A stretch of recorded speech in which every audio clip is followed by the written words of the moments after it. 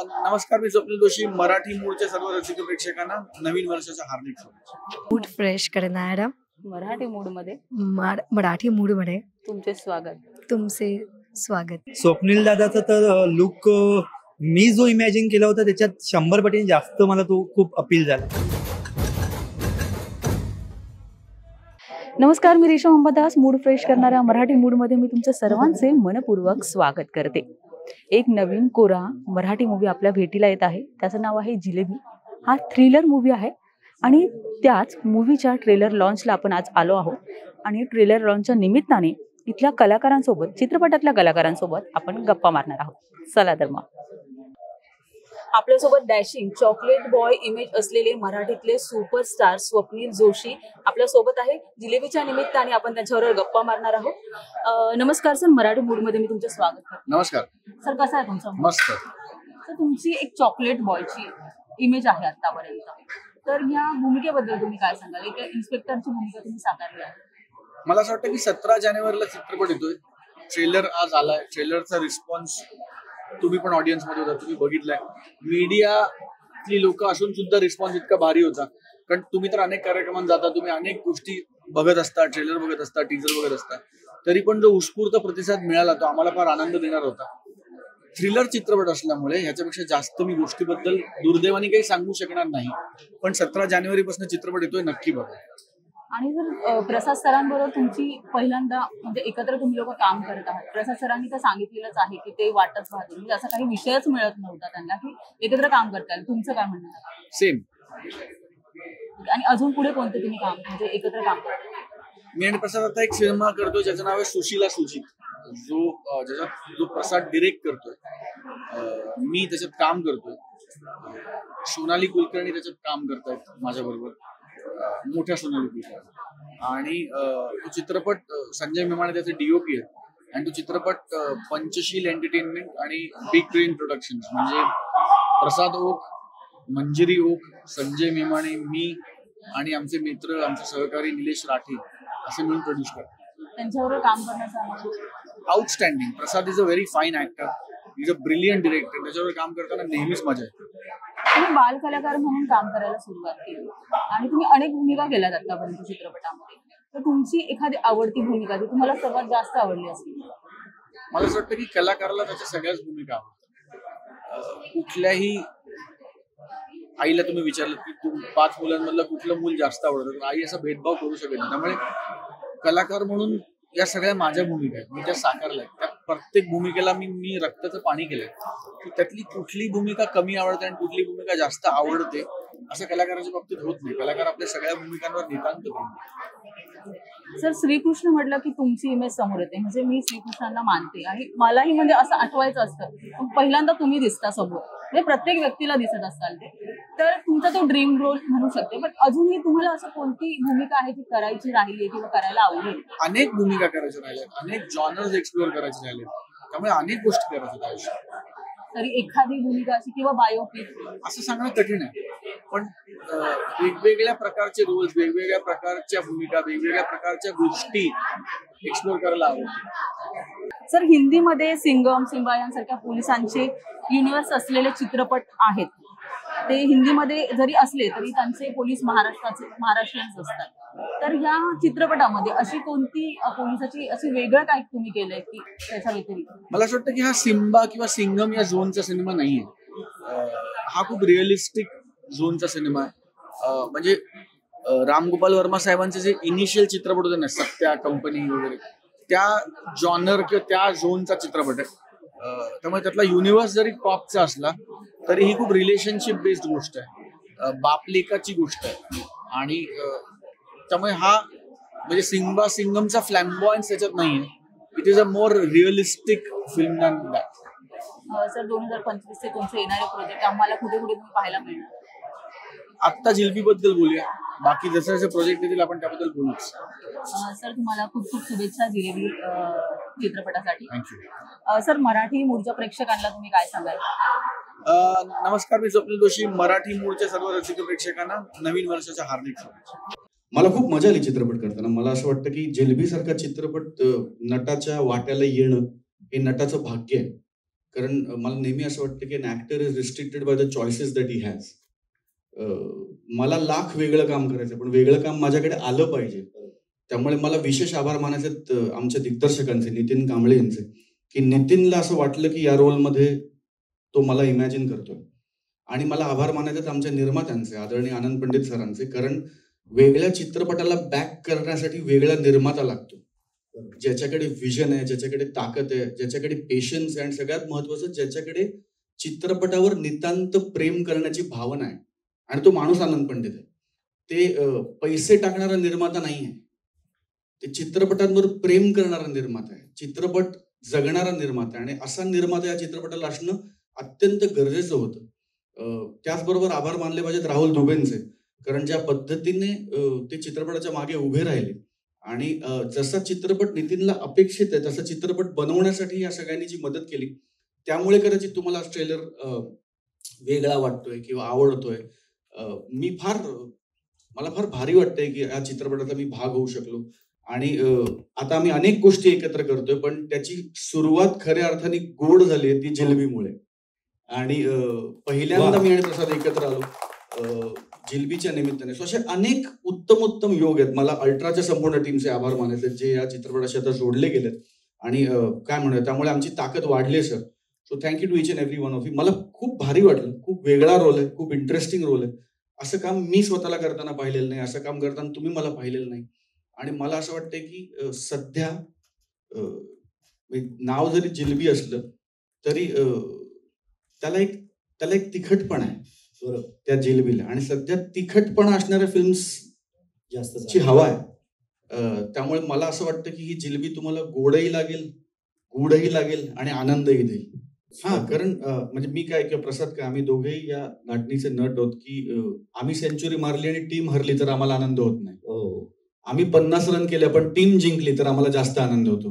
त्यामुळे मला असं वाटतं की चित्रपट म्हणून तो वर्क होणं जास्त महत्वाचं आहे. हिरो कोण आहे ते दुय्यम आहे. कारण ज्या दिवशी लोकांना वाटेल की हा चित्रपट हिरो आहे त्या दिवशी तो वर्क होण्याशिवाय राहणार नाही. ऍक्च्युअली मी पण म्हणजे प्रणव आणि मी सोडलं तर बाकी सगळ्यांबरोबर मी पहिल्यांदा काम करतो. आणि म्हणजे नितीनचं कौतुक व्हायला पाहिजे कारण तो इतका शुअर होता या कास्टिंग बद्दल.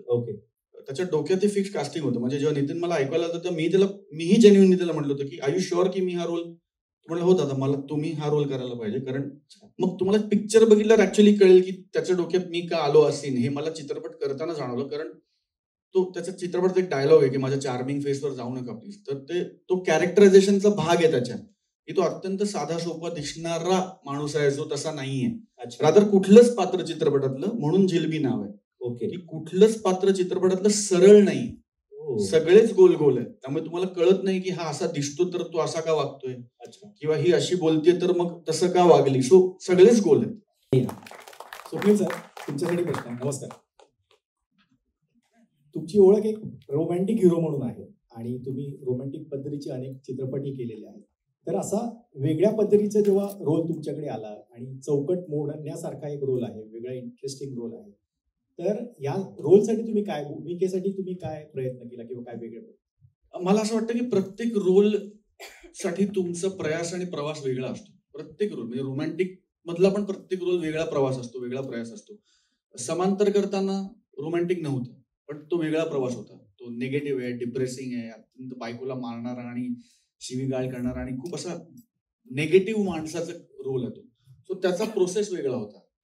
वाळवी मधला जो आहे जो स्वतःच्या गर्लफ्रेंड बरोबर स्वतःच्या बायकोला मारण्याचा प्लॅन पिझ्झा खाता खाता बनवतो, इतका कोल्ड ब्लडेड माणूस आहे तो. पण तो तितकाच गुड लुकिंग आणि चार्मिंग तसा आहे. सो तो प्रवास वेगळा होता. सो मला असं वाटतं की प्रत्येक चित्रपटाचा प्रवास वेगळा असतो. आणि जसं प्रसाद म्हणतोय किंवा मी म्हणतोय किंवा नितीन म्हणतोय की कथा ही तुमचा हिरो आहे.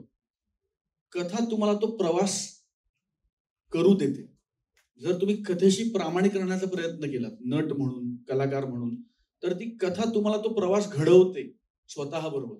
मला असं वाटतं की कलाकार म्हणून माझं काम इतकंच आहे की त्या कथेशी प्रामाणिक राहणं, त्या संहितेशी प्रामाणिक राहणं आणि माझ्या दिग्दर्शकाच्या विजनशी प्रामाणिक राहणं.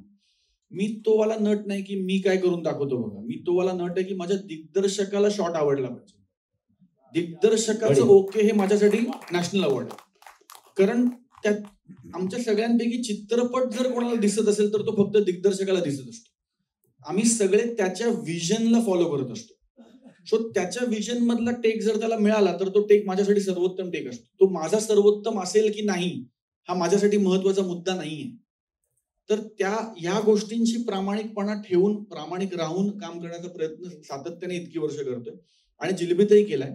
रोल वेगळा असल्यामुळे त्याच्यात गंमत वेगळी आली किंवा वेगळी गंमत ट्राय करता आली, वेगळ्या भावनांना टच करता आलं, वेगळ्या एक्सप्रेशन्सच्या युनिव्हर्स मध्ये जाता आलं, वेगळ्या पॉइंट ऑफ व्ह्यू नी एखाद्या सीनकडे बघता आलं, कारण गोष्टीत ती गंमत होती. मला खूप मजा आली. मला असं वाटतं की प्रसाद हा आत्ताच्या घडीचा अत्यंत ताकदीचा नट आहे आणि one of the finest actors that we have today of our times. त्याच्याबरोबर स्क्रीन शेअर करणं इज अ ट्रीट, त्याच्याबरोबर काम करता येणं इज अ प्लेजर.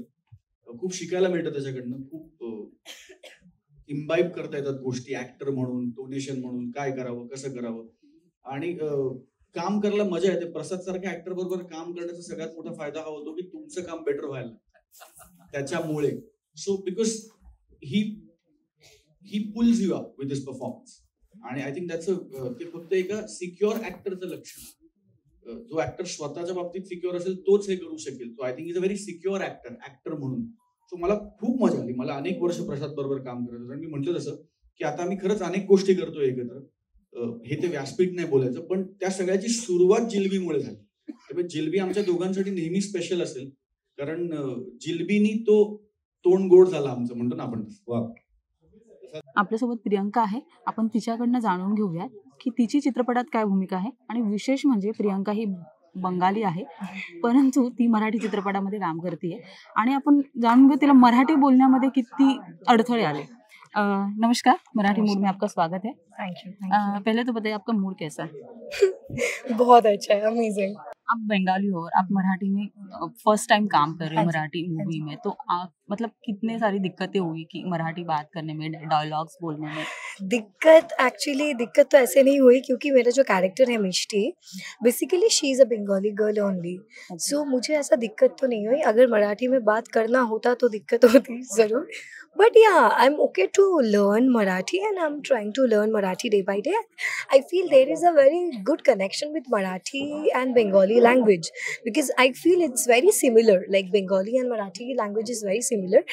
And मुझे ऐसा कोई दिक्कत तो नहीं हुआ फिल्म पे, बट मुझे बहुत अच्छा लगता था जब मैं किसी को बंगाली में सिखाती थी, you know, this is the word, and I used to be very happy and proud, you know, I know Bengali now, I will make you learn. So it's like that. So that was a very fun moment and I really had fun. आपको पता होगा कि Swapnil Joshi sir और प्रसाद okay sir ये मराठी में बहुत दिग्गज कलाकार हैं, हाँ तो जी. उनके साथ काम करने का आपका अनुभव क्या डेफिनेटली. था? एक्चुअली द थिंग इज मैं उन दोनों का ही बहुत बड़ा फ़ैन हूँ एंड मुझे बहुत अच्छा लगा जब मैंने काम किया उन लोगों के साथ. And Swapnil sir is my like childhood से हम लोग तो कृष्णा जी की Yes, जब yes, yes, जानते थे definitely. उनका फेस ही याद आता है कि you know he is the Krishna in our generation specially. So from that perspective I was really excited to work with him and also I was scared कि you know I have to work with this person जहाँ पे मैं बच्ची थी and I used to watch him inside the television and you know, so it was a very proud and happy moment for me and I was very nervous when he was on set and I came inside and that was my first scene with him, but he is so nice. He complimented me literally for my expressions and everything and he's so nice. He made me feel so comfortable to work with him कि मुझे ऐसा कोई दिक्कत ही नहीं हुआ and मुझे लगा ही नहीं कि this is my first Marathi film. तो मुझे बहुत अच्छा लगा. I really had a very good experience. उन्होंने कुछ आपको मराठी डायलॉग्स या मराठी में कुछ वर्ड्स बताए? हाँ वो मुझे सिखाते थे लाइक बहुत छोटा words like something like majje and all those Machcha. words. Correct. And I used to make him understand कि you know this is the word in Bengali like a particular word like not word like 49 in Bengali it is 49. So you know there are very small things I used to make him learn. So yeah, we had fun. Yeah. Okay. और आगे कौन से Marathi movie करने वाले हो या आपको करने हैं? See, I really want to work in Hindi more because that is my language I can speak in. But Marathi में I think मुझे और भी अच्छा like you know I have to learn Marathi more. So I really want to learn more. Then I want to come up more in this. I don't want to just come and I want to work. I'm learning day by day and I want to learn more and I want to work in Marathi as well. आणि मराठी मूळच्या प्रेक्षकांना काय सांगाल चित्रपटाबद्दल, का त्यांनी चित्रपट पाहावा, मतलब क्यों देखे आप movie? This one. Yeah, because it's a very good thriller, very good. Like it's completely too much of suspense. आपको लगेगा कि maybe he is the one or she is the one, but at the end of the day आप film देखेंगे तो आपको समझ में आएगा कि so there is that mystery. So I know people will love it. It's a gut feeling. Yeah. आपको शुभकामनाएं मूवी के लिए. Thank you. आणि प्रियांका मराठी बोलायला शिकतेय, तुम्ही आता पाहिलंच आहे. नक्कीच ते आपल्याला अनेक मूवींमध्ये दिसेल पुढे मराठीमध्ये. Basically, I'm a Bengali actor, अच्छा. but I was very scared when I got this opportunity, Hmm. and the entire credit goes to Nitin sir, definitely. अच्छा. But the way he portrayed the entire character, Mishti, Hmm. is she's a Bengali girl, so it was easier for me to play that character basically. अच्छा. So I was very excited about that. When I heard about that character, I was very excited, but also nervous. Because the entire team is Marathi and I was the only one who was Bengali, and I used to make him learn that this is the word and this is the word. So अच्छा. I really had a great experience working in this entire project, and I'm really looking forward. And things were tough, but I really had some. तुम्हाला दुनियादारी मधला sorry नावाचा character माहिती आहे का? नक्कीच तुम्हाला आठवलं असेल. सॉरी म्हणजेच प्रणव आज आपल्या सोबत आहेत आणि जिलेबीमध्ये ते एका वेगळ्या भूमिकेत आहे. त्यांची भूमिका काय आहे त्यांच्याकडनं जाणून घेऊया. नमस्कार सर, मराठी मूडमध्ये तुमचं स्वागत. नक्कीच. तुमचा मूड कसा आहे? माझा मूड अतिशय छान आहे आणि जिलेबीमुळे मराठी मूडच्या प्रेक्षकांचा सुद्धा मूड छान होणार आहे. सो त्याच्यामुळे मला असं वाटतं की हा सिनेमा चित्रपटगृहात येऊन पाहायला पाहिजे. आता माझ्या पात्राकडे येऊया. मी या सिनेमामध्ये पप्पू मुंबईया नावाचा कॅरेक्टर करतो आहे आणि पप्पू मुंबईया हा खबरी काढणारा एक मुलगा आहे, स्लम मध्ये राहणारा मुलगा आहे. तो सतत इथे तिथे फिरताना आपल्याला दिसेल. तो का असं करतोय, कशासाठी करतोय याची एक वेगळी कारणं आहेत. आणि का असं ना, प्रत्येक माणूसला वाईट काम किंवा कुठलेही कृत्य हे आवड म्हणून करत नाही, काहीतरी त्याच्या पाठीमागे त्याला एक बॅकड्रॉप असतो. सो मला असं वाटतं ना, हे सुद्धा पात्र तसंच आहे आणि तो का असं वागतोय, का असं करतोय, हे सगळं पाहण्यासाठी तुम्हाला चित्रपटगृहामध्ये यावं लागेल. कारण आमच्या लेखकांना आणि दिग्दर्शकांना इतकं छान गोल गोल गोल गोल गोल गोल त्याला गुंतवून ठेवलेलं आहे, जिलेबी सारखंच गोल गोल. सो त्याच्यामुळे तुम्ही एक एंड पकडून चित्रपटगृहात याल, पण तुम्ही त्या कथेबरोबर इतके छान गोल गोल गोल गोल गोल गोल गोल गोल फिराल की मज्जा येऊन जाईल आपल्याला. अशा पद्धतीचा हा सिनेमा आहे. नक्कीच सर. तर तुम्ही स्वप्नील जोशी सरांबरोबर दुनियादारी केली होती, त्यानंतर तुम्ही आता माझ्या माहितीनुसार तुम्ही आता दुसऱ्यांदा त्यांच्याबरोबर चित्रपट करताय. तर तुमचा अनुभव काय सांगाल स्वप्नील जोशी किंवा प्रसाद ओक सर असतील, काय सांगाल? खूप अप्रतिम लोक आहेत ही सगळीच. मोठी असली तरी सुद्धा मला असं वाटतं ही मोठी का आहेत याची कारणं जी आहेत ना ती आपल्याला शिकायला मिळतात. बघा, नट म्हणून स्वप्नील जोशी सर ज्यांना आयडॉल मानतात असे स्वप्नील पुलेगावकर सर नेहमी म्हणतात की नट 19-20 असेल तरी पण चालेल, पण माणूस 20च हवा. बरोबर की नाही? पण मी तुम्हाला खरं सांगू का, स्वप्नील सर असतील किंवा प्रसाद दादा असेल, ही 20च्याही पुढची माणसं आहेत. सो मला ना ते इतके गोड आहेत की ते आठवणीनं लक्षात ठेवून. आता मी दुनियादारी नंतर त्यांना कधीच सांगितलं नाही, सर आपण चला ना काहीतरी काम करूया. आम्ही अनेकदा भेटलो, पण माझा तो स्वभाव नाहीये. पण तरी सुद्धा त्यांनी मी पाठवलेलं एक माझं पोस्टर लक्षात ठेवून, अरे प्रणव काय लुक आहे यार तुझा वेगळाच, मी असं तुला इमॅजिन केलं नव्हतं, मी आता एक पिक्चर करतोय असं. तेव्हा ते काहीच नाही म्हणाले, म्हणाला अरे मस्त लुक आहे यार तुझा, असं झालं. नंतर मला एक 3-4 महिन्यांनी रॅन्डम फोन त्यांचा आला. म्हटलं अरे मला पण फोन केला यांनी, असं झालं. मला म्हटलं आज असं तुम्ही सिनेमा करतोय, तू ये, ते एक कॅरेक्टर तुला करायचं आहे. सो मला असं वाटतं ना की किती मोठी गोष्ट आहे ना, नुसतं आपण मोठे आहोत म्हणून चालत नाही, तर आपल्या बरोबर काम करणाऱ्या लोकांना, जी आपल्याला चांगली वाटतात अशा लोकांना आठवणीत ठेवून त्यांना सुद्धा काम करायला येईल. म्हणून मी म्हटलं की ह्या लोकांबरोबर काम करताना हे शिकता येतं आपल्याला. नुसतं तुम्ही नट म्हणून शिकत नाही, तर माणूस म्हणून सुद्धा यांच्याबरोबर काही गोष्टी शिकता. नक्कीच नक्कीच. तू अनेक प्रकारच्या भूमिका केलेल्या आहेत आतापर्यंत. सॉलिड भूमिका तर तुझी गाजलेलीच आहे. तू एक म्हणजे भूमिका काय पाहून निवडतोस व्यक्तिरेखा? मी ऑनेस्टली सांगू ना तर मी ना बऱ्याचदा ना भूमिका त्याचं ना चित्रपटात काय आहे, कथेत त्याचं काय आहे हे पाहून मी निवडतो.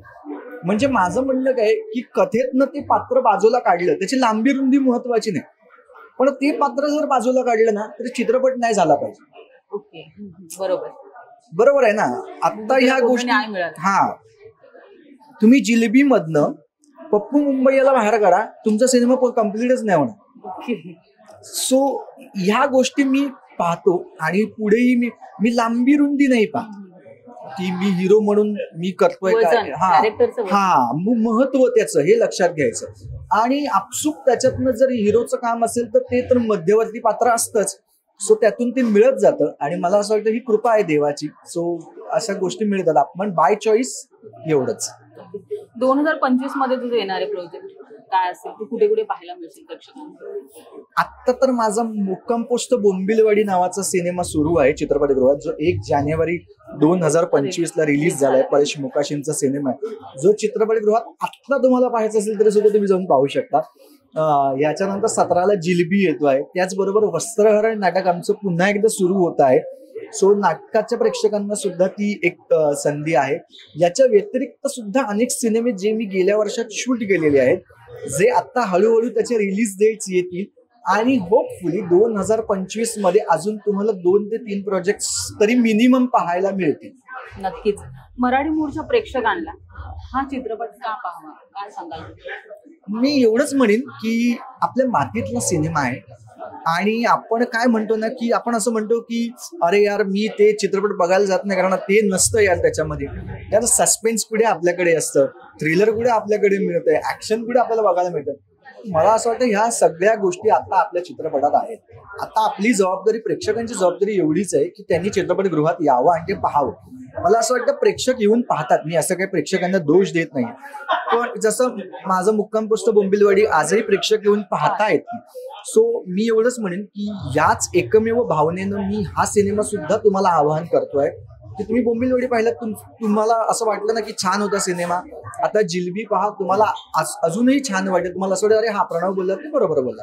सो मला असं वाटतं की म्हणून हा चित्रपटगृहात येऊन प्रेक्षकांनी पाहावा. मराठी सिनेमासृष्टीत नेहमीच नवनवीन विषय घेऊन चित्रपट येत असतात. हो. ते नक्कीच पाहिले गेले पाहिजे मराठी प्रेक्षकांनी, आणि जे मराठी नाहीत त्यांनीही पाहिले गेले पाहिजे. ऑफकोर्स पाहिले पाहिजेत. आपण जर साऊथचे सिनेमे पाहतो पाहू किंवा शकतो. हिंदी सिनेमे आपण जर पाहू शकतो, गुजराती सिनेमा मी पाहिलेला आहे, बरोबर की नाही, बंगाली सिनेमा सुद्धा आपण पाहतो, तर त्यांनी सुद्धा आपले मराठी सिनेमे हे जे उत्तम कलाकृती आहेत त्या पाहिल्याच पाहिजेत. तुम्ही बोंबिलवाडी सारखा सिनेमा, याला भाषेचं बंधनच नसू शकतं. सो मला असं वाटतं की हा, किंवा जिलेबी सारखा सिनेमा फास्ट कटिंग आहे, त्याच्यामध्ये उत्तम त्याचं लिखाण आहे, टेकिंग उत्तम आहे, ह्याच्या ज्या व्हॅल्यूज आहेत, ज्या मेकिंग व्हॅल्यूज असतात, प्रोडक्शन व्हॅल्यूज, त्या काय अशा लहान नाही आहेत. सो मला असं वाटतं की हे सिनेमे पाहिलेच पाहिजेत सगळ्यांनी.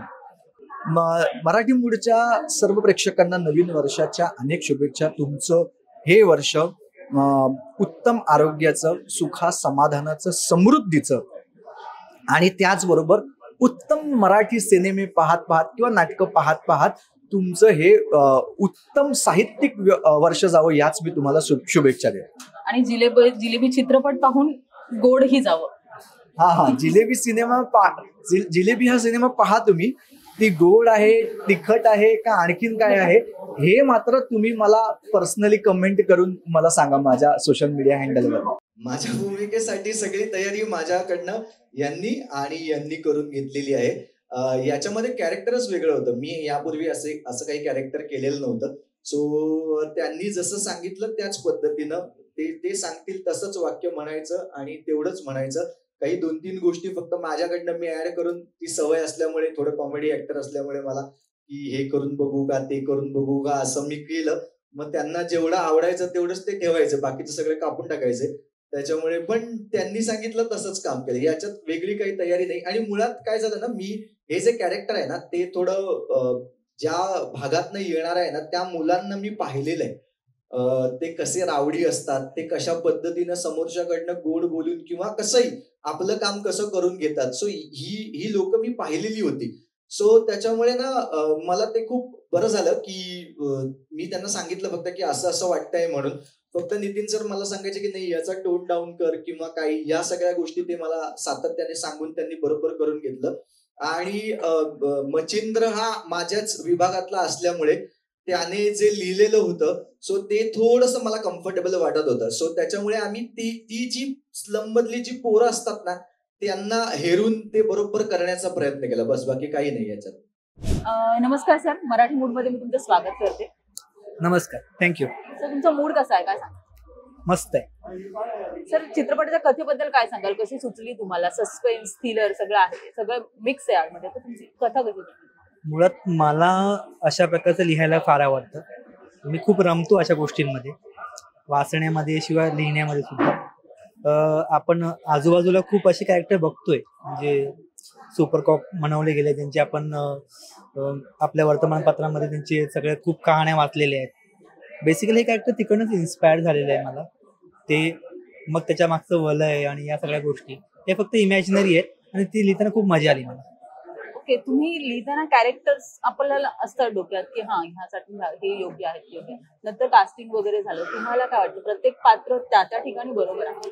हो, मला खूपच म्हणजे स्वप्नील दादाचा तर लुक मी जो इमॅजिन केला होता त्याच्यात 100 पटीने जास्त मला तो खूप अपील झाला.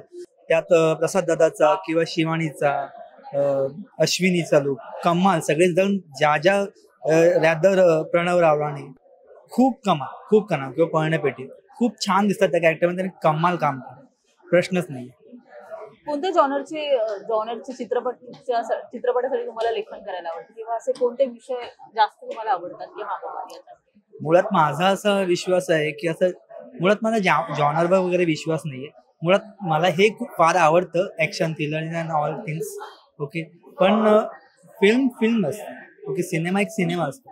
मग तो कुठलाही असेल, कुठल्याही धाटणीत असेल, तो एक विषय आहे. आणि तो विषय कुठलाही विषय असेल मला लिहायला पण आवडतो. तो विषय पुढे लिहायलाही आवडेल, आणखी मला तो बघायलाही फार आवडतो, वेगवेगळ्या प्रकारचे विषय. जसे दिग्दर्शक म्हणाले की 10 लेखकांनंतर तुम्हाला काही सुचतं, 11वं असेल तर तुम्ही आहात की तुम्हाला असं वेगळं काहीतरी सुचतं. हो. तर नेमकं असं काय सुचलं ह्या चित्रपटामध्ये वेगळं, आणि नक्की ही स्टोरी कुठनं तुम्ही कुठनं लिहायला सुरुवात केली, कुठनं तुम्हाला किक मिळाली की हा बाबा ही स्टोरी लिहावी आपण? बेसिकली खरं सांगायला गेलं तर गोष्ट मी जेव्हा लिहिली सुद्धा तेव्हा ती गोष्ट मलाही कळत होतं की खूप गोष्ट ट्विस्ट होते, खूप ठिकाणी खूप ट्विस्ट अँड टर्न्स खूप क्विकली आहेत.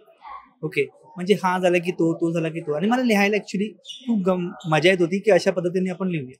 त्यावेळी मला असं वाटलं नाही की खरं सांगायला गेलं तर मी या स्टोरीचं टायटलच ठेवलं नव्हतं. मी जस्ट लिहत गेलो. या स्टोरीचं टायटल दिलं हे स्वप्नील जोशीने दिलं, जिलबी. जे सगळं ऐकून वगैरे घेतलं की इतका गुंता आम्ही टायटल शोधत होतो आणि तिने पटकन क्लिक केलं की जिलबी नाव असायला पाहिजे. ही माणसं सगळी तशीच आहे, गुंतायत आणि दिसताना खूप सरळ दिसतात, आहेत जिलबीसाठी गोल. अच्छा, जिलबी नाव हे स्वप्नील जोशीने दिलेलं आहे. हो, नवीनच गोष्ट तुमच्याकडे कळते. हो, खरी गोष्ट. आणखी खूप मजेदार अशी गोष्ट आहे की ना, जेव्हा हे सगळं लिहिलं आणि जेव्हा मी आणि नितीन दादा जेव्हा ही गोष्ट डिस्कस करत होतो वगैरे वगैरे, तेव्हा पण आम्हाला वाटलं होतं खूपच वास्ट आहे खूप. पण समहाव आनंद पंडित मोशन पिक्चर सारखे मोठे प्रोड्युसर मागे उभे राहिले. स्वप्नील दादा सारख्या मोठ्या एका कलाकाराने, प्रसाद दादा सारख्या मोठ्या कलाकाराने इंटरेस्ट दाखवला. आणि दादाने याआधी स्वप्नील दादाने कधीही असं काम नाही केलं होतं आणि त्याने या सिनेमासाठी हो म्हणाला. हे आमचं नशीब आणि त्या स्क्रिप्टचं नशीब. पुढे काय आहे 2025 मध्ये? 2025 मध्ये अजून माझे 2 चित्रपट ऑन द फ्लोअर जाणार आहेत आणि त्याच्याच काम आता माझं सुरू आहे खूप छान पद्धतीने आणि खूप मजा करतो मी काम करतो. तेही सस्पेन्स असेल का? नाही, एक फॅमिली ड्रामा आहे, एक लव्ह स्टोरी आहे आणि तिसरा मी लिहितोय. ऍक्च्युली तिसरा मी सस्पेन्स लिहितोय, पण तो अजून कुठे पिच नाहीये, तो लिखाणच सुरू आहे त्यामागचे. पण 2 आहेत जे फ्लोअरवर जातील लवकरच. जिलेबीसाठी तुम्हाला खूप खूप शुभेच्छा. तो म्हटल्यानंतर तू जेव्हा पहिल्यांदा आनंद असं नाव घेतलंस तेव्हा माझ्या डोळ्यासमोर पहिले पंडित साहेब आले, कारण की त्यांच्यामुळे हा चित्रपट घडतोय. सोबत काम करण्याचा अनुभव विलक्षण होता मला. आम्ही 3-4 वर्ष वेगवेगळ्या पद्धतीने प्रयत्न करतोय, काय काय करता येईल असं, पण गणित पुढे जात नव्हती.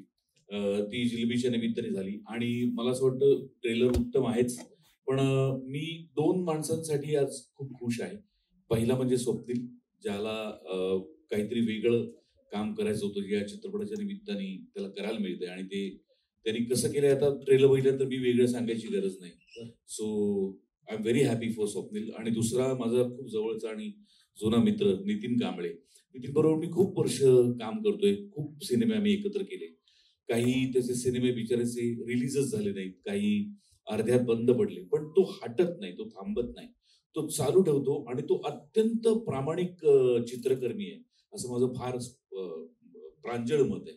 तो अत्यंत प्रेमाने वेगवेगळ्या विषयांवरचे चित्रपट बनवत असतो आणि नितीन सारख्या प्रामाणिक माणसाच्या मागे आनंद पंडित सरांसारखा भक्कम निर्माता, राहुल दुब्यांसारखा भक्कम सहनिर्माता उभा राहावा, ही फार आनंदाची बाब आहे. कारण असे निर्माते अशा दिग्दर्शकांच्या मागे उभे राहिले तरच वेगळे वेगळे चित्रपट येत राहणार आणि रसिकांचं मनोरंजन करत राहणार. सो मी आज नितीनसाठी पण प्रचंड खुश आहे.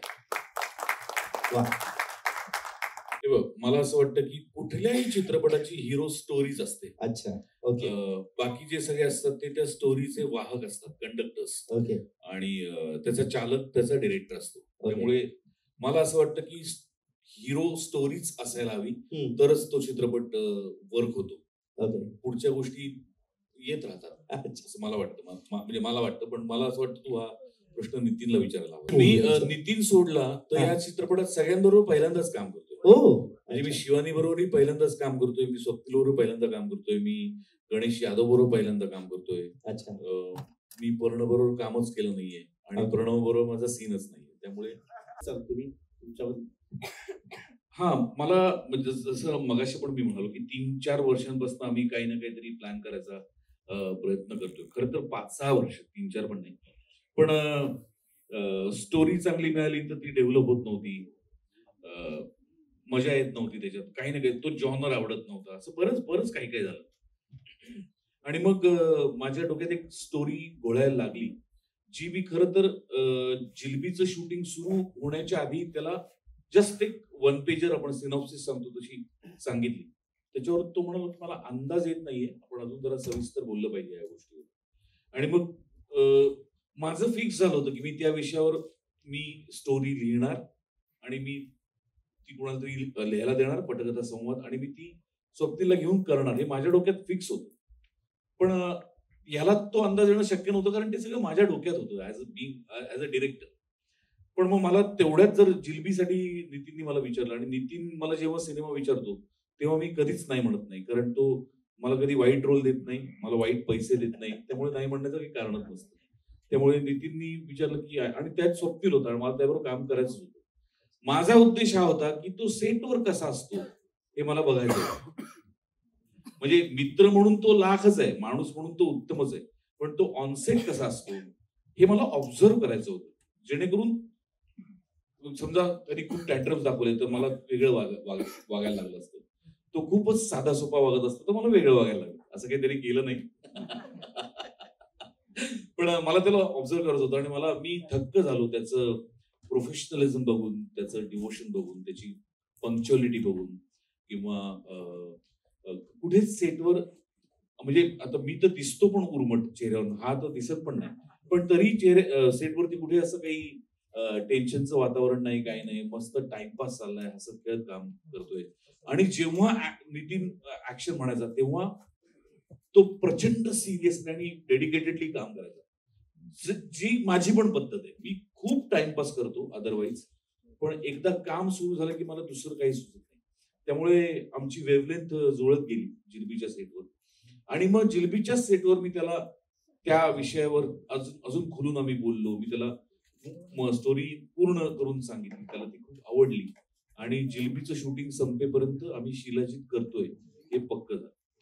त्यामुळे तो म्हणाल ते बरोबर आहे, आमच्या दोघांसाठी जिलबी हा फार महत्वाचा टप्पा आहे. नितीन सर, तुम्हाला प्रश्न आहे परत इथे सर, हा जो तुम्ही विषय इन्स्पिरेशनल स्टोरी आहे का ट्रू स्टोरी आहे का तुम्ही, आणि नेमकं तुम्ही दोन कॅरेक्टर स्वप्नीलसाठी तुम्ही जो निवडला त्याबद्दल जरा सांगाल का? खरं तर गोष्ट जसं यांनी आधी सांगितलंच आहे, गोष्ट हिरो असते. मच्छिंद्र बुगडे नावाचा रायटर आहे, याचा कथापाठ कथा संवाद त्याच आहे. आलाय ना मच्छिंद्र? मच्छिंद्र जरा येतो का वर? मच्छिंद्रसाठी टाळ्या होऊ देत पहिल्यांदा. वा, 10 रायटर असतील ना त्याच्यात 11वा विचार आणणारा मच्छिंद्र आहे बरं का. तर मच्छिंद्र खरंच उत्तम लिहितो आणि त्याने ही गोष्ट आणली. गोष्ट आणल्यानंतर सस्पेन्स थ्रिलर कोण करणार आपल्याकडे प्रोड्युसर? मग आम्ही राहुल दुबेंना पिच केलं. राहुल दुबेंनी आमच्यावर विश्वास टाकून होकार दिला आणि मग स्वप्नील जोशींकडे गेलो. त्यांना सांगितलं की कसं ही गोष्ट करायची आहे. मग प्रसाद हो, मग हळूहळू हळूहळू एक एक ती कॅरेक्टर जशी होती ना त्या कॅरेक्टर मधले नट शोधले आम्ही काही स्वप्नील जोशींसाठी सिनेमा नाही लिहिला किंवा प्रसाद ओकसाठी सिनेमा नाही लिहिला. आम्ही गोष्टीत चांगले नट आणले, बस इतकं केलं आम्ही. सिनेमाचं नाव जिलबी. त्याचं कॅप्शन आहे गोडही आणि गुडही. गुड आहे कारण सस्पेन्स थ्रिलर आहे, गोड आहे कारण इतक्या गोड कलाकारांबरोबर मेनू आम्ही गोड दिलाय.